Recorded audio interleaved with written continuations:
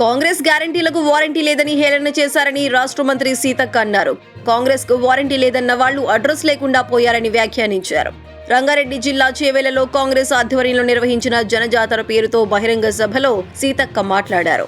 ఈ సభకు రాష్ట్ర ముఖ్యమంత్రి రేవంత్ రెడ్డి, డిప్యూటీ సీఎం భట్టి విక్రమార్క, మంత్రులు, ఇతర ప్రజాప్రతినిధులు పాల్గొన్నారు.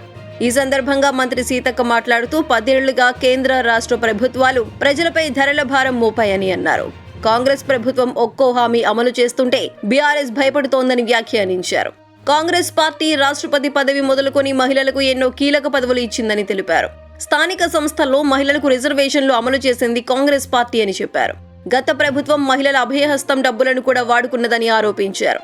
గతంలో కాంగ్రెస్ పార్టీ 105 రూపాయలకే 9 సరుకులు ఇచ్చిందన్న మంత్రి సీతక్క ఇప్పుడు కూడా పేదలపై ధరల భారం పడొద్దని 500 రూపాయలకే గ్యాస్ సిలిండర్ ఇస్తున్నామని వెల్లడించారు. పేదల ఇళ్లకు వెలుగులు పంచేలా 200 యూనిట్ల వరకు ఉచిత విద్యుత్ ఇస్తున్నామని అన్నారు సీతక్క.